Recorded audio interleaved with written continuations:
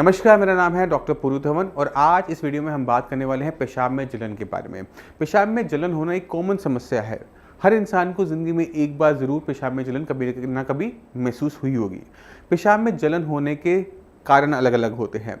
अगर हम पेशाब में जलन का ध्यान नहीं रखते और वो हमें बना रहता है तो उससे हमारी किडनी खराब हो जाती है। इसलिए इस वीडियो को ध्यान से देखना और समझना बहुत ज़्यादा ज़रूरी है।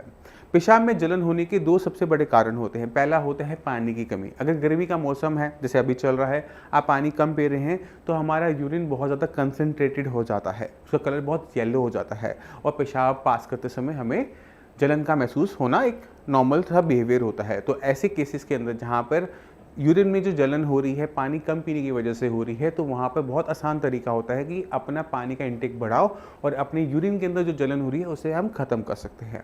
अगर यूरिन में जलन ज़्यादा पानी पीने के बाद भी नहीं जा रही तो उन केसेस के अंदर हमें एल्कलाइज़र का यूज़ करना पड़ सकता है।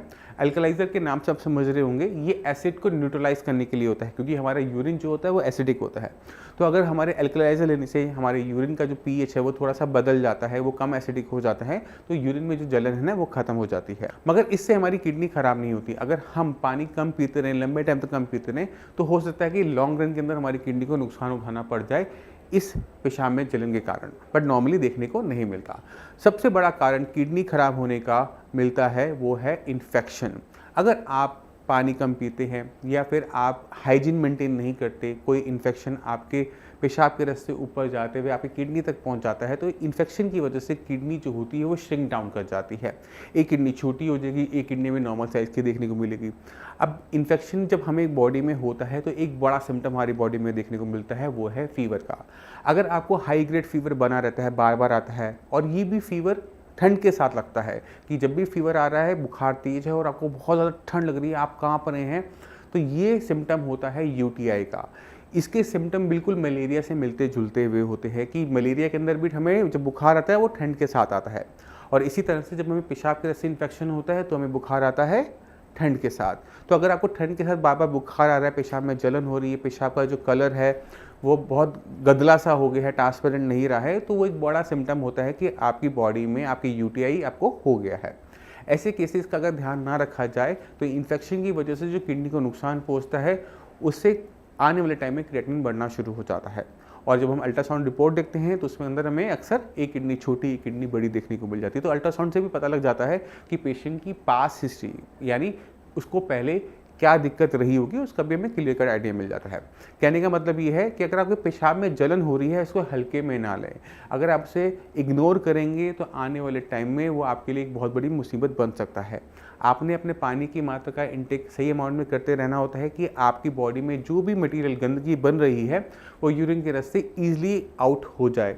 अगर आपको इन्फेक्शन है, बुखार आ रहा है, ठंड के साथ आ रहा है, तो उसके लिए सही तरीके से ट्रीटमेंट करवा कर, अपना यूरिन कल्चर करवा के उसमें कौन सा बैक्टीरिया है उसको निकलवा कर एक सही मेडिसिन का लेना बहुत ज़रूरी होता है।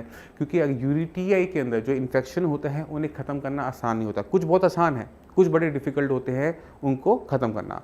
दूसरी सबसे बड़ी दिक्कत हमें यूटीआई के अंदर देखने को क्या मिलती है कि इंडियंस के अंदर एंटीबायोटिक लेने की टेंडेंसी होती है कि कुछ भी होता है तो छोटी से छोटी बीमारी के लिए भी हम एंटीबायोटिक्स पे चले जाते हैं, और एंटीबायोटिक्स हल्की भी नहीं लेते, सीधा हैवी लेते हैं।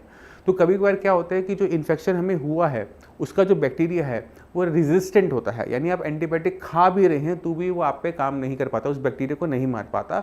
इसकी वजह से रिकरेंसी बनी रहती है कि बार बार हमें इन्फेक्शन होता रहता है, वो जा ही नहीं पाता। 2-4 दिन आराम मिलेगा, तीसरे दिन दोबारा से वही इन्फेक्शन दोबारा से आपको तंग करना स्टार्ट कर देगा।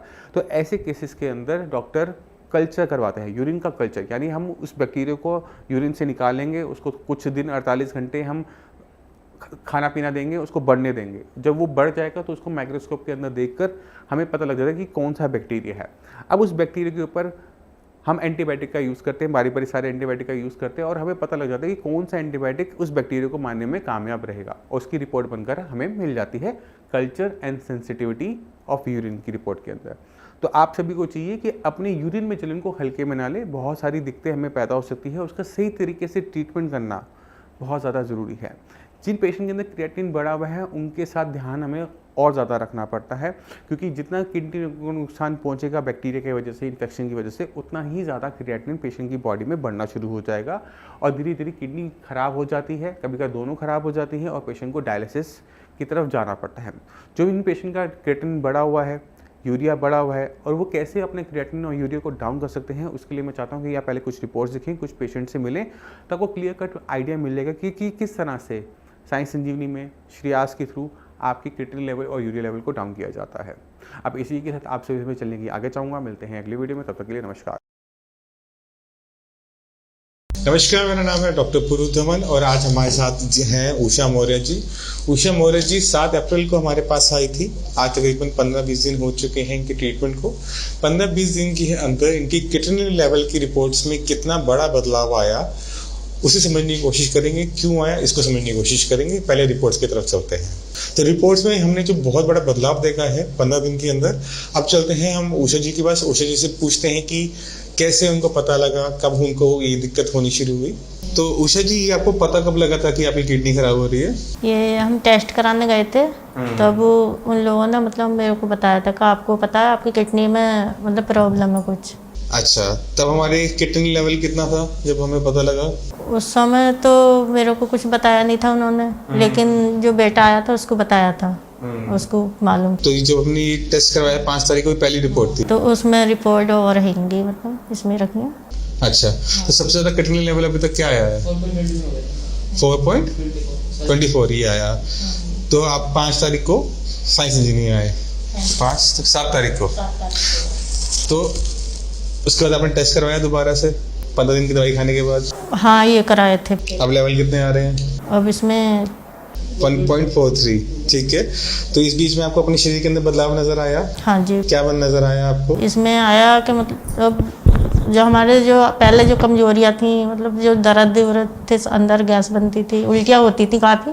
उस चीज़ में हाँ बहुत ज़्यादा हो रही थी। हाँ, पूरा दिन होती रहती थी। तो उसमें मतलब मुझे काफ़ी।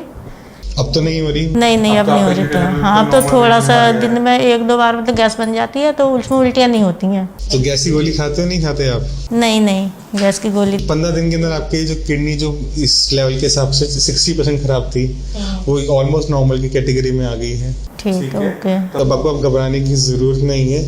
जरूरत है समझने की आपके साथ हुआ क्यों था।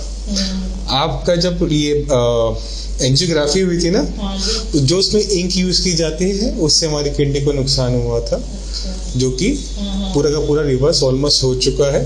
15 दिन के अंदर हम काफ़ी सुधार हो चुका है। 15-20 दिन का, महीने भर का ट्रीटमेंट और चलेगा, तो हमारा जहाँ तक है सारी चीज़ें नॉर्मल कैटेगरी के अंदर आ जाएंगी। ठीक है। तो जो बाकी किडनी फेलियर के पेशेंट उन्हें क्या कहना चाहोगे? हाँ भैया, बस यही कहेंगे कि यहाँ पे दिखाएं, आएँ और दिखाएं, अपने ठीक होकर जाएं। अब तो और क्या। किडनी के लेवल 4 से सीधा 1.43 पे आना, ये 15 दिन के अंदर, ये बहुत अच्छी इंप्रूवमेंट होती है। नॉर्मली इतनी अच्छी इंप्रूवमेंट किडनी फेलियर पेशेंट्स में नहीं देखने को मिलती।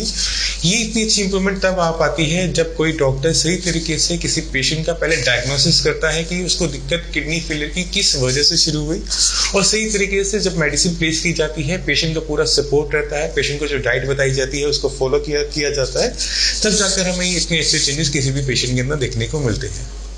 मैं उम्मीद करता हूँ इस वीडियो से आप समझ गए होंगे कि किडनी को डाउन करना, किडनी को रिवाइव करना आसान काम है, किया जा सकता है। ज़रूरत होती है सही तरीके की गाइडेंस की। अगर कोई भी अपने एलोपैथिक का पर्चा निकाल के देखे तो उनमें बीपी की मेडिसिन मिलेगी, शुगर की मेडिसिन मिलेंगी, विटामिन डी, कैल्शियम सब कुछ मिलेगा, बट किडनी की मेडिसिन एलोपैथी में ना होने की वजह से वो आप सभी की मेडिसिन में नहीं होती। इसके लिए हमें यूज़ करना पड़ता है kidney function restoration treatment, KFRT। Kidney function restoration treatment के अंदर हम सबसे पहले काम करते हैं कि किडनी को चीज़ कौन सी खराब कर रही थी, किस वजह से किडनी को नुकसान हो रहा था। जब एक बार वो चीज़ें कंट्रोल में आनी शुरू हो जाती है तो हम क्या देखते हैं कि बॉडी अपने आप चीज़ों को सुधारना शुरू करती है। इसको बस थोड़ी सी पुश की जरूरत होती है। वो हेल्प करता आता है KFRT ट्रीटमेंट, जिसके चेंजेस आपको पहले 15-20 दिन के अंदर, महीने भर के अंदर अपनी रिपोर्ट्स के अंदर विजिबल होने शुरू हो जाते हैं, जो कि हमने उषा जी की केस के अंदर भी देखा।